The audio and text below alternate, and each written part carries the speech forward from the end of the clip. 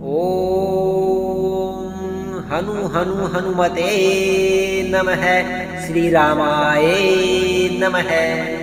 भक्तों, आज आप हनुमान प्रचंड मंत्र श्रवण करने वाले हैं, जो कि एक बहुत ही शक्तिशाली मंत्र है। हनुमत जी का यह मंत्र खिलाई पिलाई, बाधा तंत्र या तंत्र बाधा, नकारात्मक ऊर्जा, सभी प्रकार की दुष्ट बाधाओं को नष्ट करने के लिए प्रयोग किया जाता है। यह मंत्र श्रवण करने मात्र से प्रभाव दिखा देता है। हनुमान जी महाराज का ये मंत्र किसी भी प्रकार की बाधा हो, चाहे भूत बाधा हो, प्रेत बाधा हो, तंत्र बाधा हो, उस बाधा में इस मंत्र का यदि हम प्रयोग करते हैं, निश्चित ही मानिए बाधा हमेशा के लिए समाप्त हो जाती है। खिलाई पिलाई बाधा होने पर इस मंत्र से अभिमंत्रित करके सत्यानाशी की जड़ और बरगद का दूध आपस में मिलाकर गोलियां बनाई जाती हैं। फिर इस मंत्र से अभिमंत्रित किया जाता है और ये गोलियां यदि किसी व्यक्ति को हम खिला देते हैं, उसके ऊपर किसी प्रकार का टोना टोटका, मार मुट, वशीकर या किसी प्रकार का तंत्र खिला दिया गया हो, कुछ ही क्षण में शरीर से बाहर हो जाता है। हर प्रकार का खिलाया तंत्र नष्ट हो जाता है। ये मंत्र हमने श्रवण करने के लिए उपलब्ध कराया है। लगातार श्रवण करिए, मंत्र को कंठस्थ करिए। इस मंत्र का जाप करने से आप भूत प्रेत बाधा का भी धारण कर पाएंगे।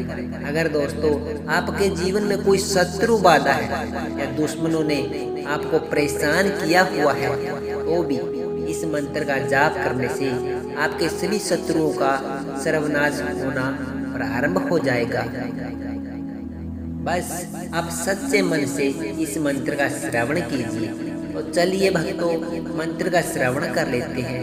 मंत्र सुनने में साधारण हो सकता है, लेकिन जब इसका प्रयोग आप करेंगे तो निश्चित ही मानिए यह मंत्र कभी भी आपको निराश नहीं करेगा। और जो लंबे समय से खिलाई पिलाई बाधा से पीड़ित हैं, ऐसे लोगों को इस मंत्र की विधि विधान को निश्चित रूप से जान लेना चाहिए और इस मंत्र का उच्चारण सुनना चाहिए, करना चाहिए। तो चलिए भक्तों, मंत्र का श्रवण कर लेते हैं। ओम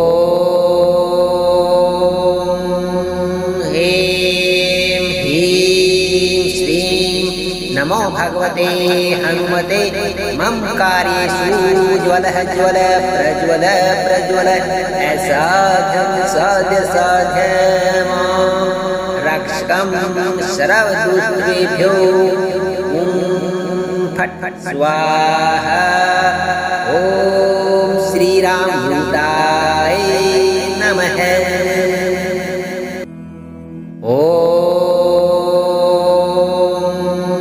ह्रीं ह्रीं श्रीं नमो भगवते हनुमते मम कार्येषु ज्वलः ज्वल प्रज्वल प्रज्वल ऐसा साध्य साध्य रक्षकं सर्वदुष्टेभ्यो फट फट स्वाहा। ओम श्री राम दूताय नमः। ओम ह्रीं ह्रीं श्रीं नमो भगवते हनुमते मम कार्येषु ज्वलः ज्वल प्रज्वल प्रज्वल ऐसा साध्य साध्य रक्षकं सर्वदुष्टेभ्यो फट फट स्वाहा। ओम श्री राम दूताय नमः।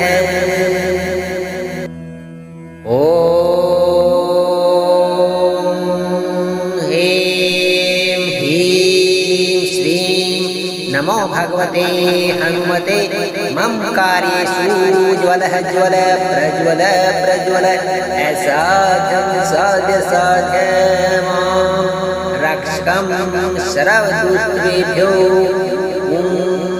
फट फट स्वाहा। ओम श्री राम दूताय नमः। ॐ ह्रीं ह्रीं श्रीं नमो भगवते हनुमते मम कार्येषु ज्वलः ज्वल प्रज्वल प्रज्वल असाध्यं साध्य साध्य मां रक्षकं सर्वदुष्टेभ्यो फट् फट् स्वाहा। ॐ श्रीरामदूताय नमः। ॐ ह्रीं ह्रीं श्रीं नमो भगवते हनुमते मम कार्येषु ज्वलः ज्वल प्रज्वल प्रज्वल असाध्यं साध्य साध्य मां रक्षकं सर्वदुष्टेभ्यो फट् फट् स्वाहा। ॐ श्रीरामदूताय नमः। ॐ ह्रीं ह्रीं श्रीं नमो भगवते हनुमते मम कार्येषु ज्वलः ज्वल प्रज्वल प्रज्वल असाध्यं साध्य साध्य मां रक्षकं सर्वदुष्टेभ्यो फट् फट् स्वाहा। ॐ श्रीरामदूताय नमः। ॐ ह्रीं ह्रीं श्रीं नमो भगवते हनुमते मम कार्येषु ज्वलः ज्वल प्रज्वल प्रज्वल असाध्यं साध्य साध्य मां रक्षकं सर्वदुष्टेभ्यो फट् फट् स्वाहा। ॐ श्रीरामदूताय नमः। ॐ ह्रीं ह्रीं श्रीं नमो भगवते हनुमते मम कार्येषु ज्वलः ज्वल प्रज्वल प्रज्वल असाध्यं साध्य साध्य मां रक्षकं सर्वदुष्टेभ्यो फट् फट् स्वाहा। ॐ श्रीरामदूताय नमः। ॐ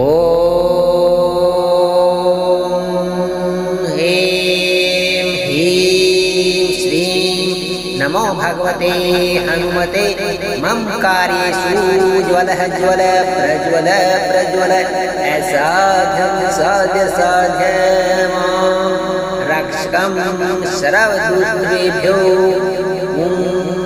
फट् फट् स्वाहा। ॐ श्रीरामदूताय नमः। ॐ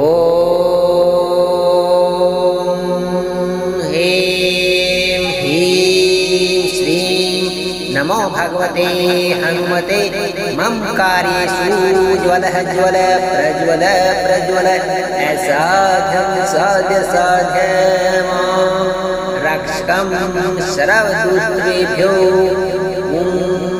फट् फट् स्वाहा। ॐ श्रीरामदूताय नमः। ॐ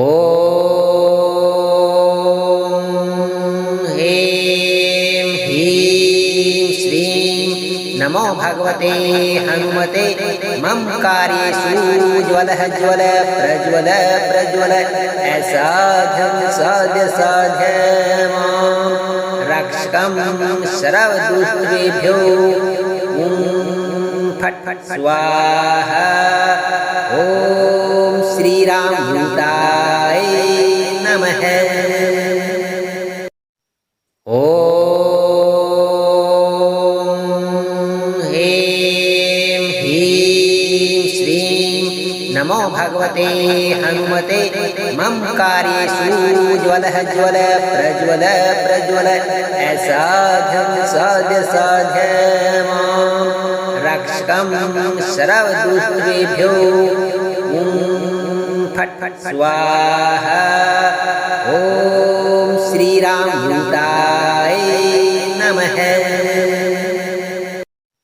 ॐ ह्रीं ह्रीं श्रीं नमो भगवते हनुमते मम कार्येषु ज्वलः ज्वल प्रज्वल प्रज्वल ऐसाध्यं साध्य साध्य मां रक्षकं सर्वदुष्कृतेभ्यो। ॐ फट् फट् स्वाहा। ॐ श्रीरामदूताय नमः। ॐ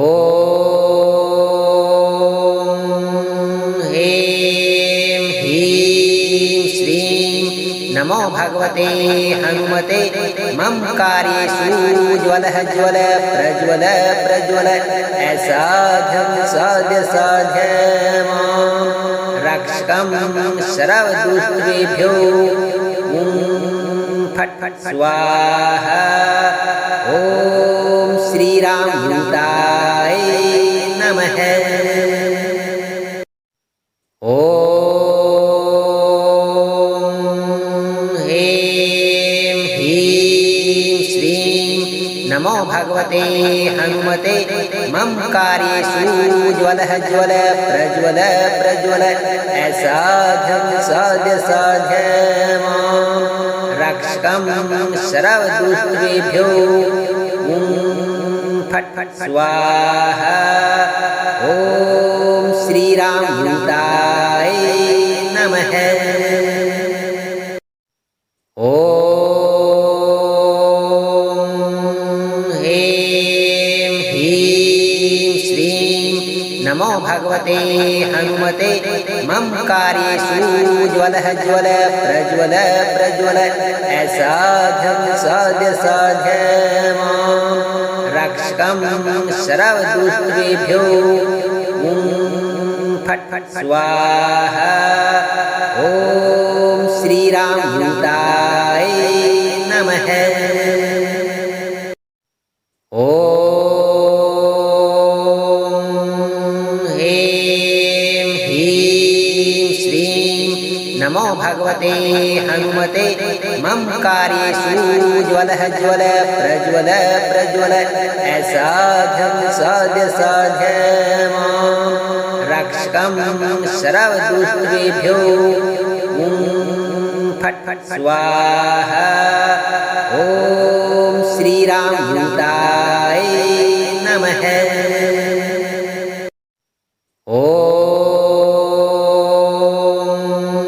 ह्रीं ह्रीं श्रीं नमो भगवते हनुमते मम कार्येषु ज्वलः ज्वल प्रज्वल प्रज्वल ऐसाध्यं साध्य साध्य मां रक्षकं सर्वदुष्कृतेभ्यो। ॐ फट् फट् स्वाहा। ॐ श्रीरामदूताय नमः। ॐ ह्रीं ह्रीं श्रीं नमो भगवते हनुमते मम कार्येषु ज्वलः ज्वल प्रज्वल प्रज्वल ऐसाध्यं साध्य साध्य मां रक्षकं सर्वदुष्कृतेभ्यो। ॐ फट् फट् स्वाहा। ॐ श्रीरामदूताय नमः। ॐ ह्रीं ह्रीं श्रीं नमो भगवते हनुमते मम कार्येषु ज्वलः ज्वल प्रज्वल प्रज्वल ऐसाध्यं साध्य साध्य मां रक्षकं सर्वदुष्कृतेभ्यो। ॐ फट् फट् स्वाहा। ॐ श्रीरामदूताय नमः। ॐ ह्रीं ह्रीं श्रीं नमो भगवते हनुमते मम कार्येषु ज्वल ज्वल प्रज्वल प्रज्वल ऐसाध्यं साध्य साध्य मां रक्षकं सर्वदुष्टेभ्यो ॐ फट् फट् स्वाहा। ॐ श्रीरामदूताय नमः। ॐ ह्रीं ह्रीं श्रीं नमो भगवते हनुमते मम कार्येषु ज्वल ज्वल प्रज्वल प्रज्वल ऐसाध्यं साध्य साध्य मां रक्षकं सर्वदुष्टेभ्यो ॐ फट् फट् स्वाहा। ॐ श्रीरामदूताय नमः। ॐ ह्रीं ह्रीं श्रीं नमो भगवते हनुमते मम कार्येषु ज्वल ज्वल प्रज्वल प्रज्वल ऐसाध्यं साध्य साध्य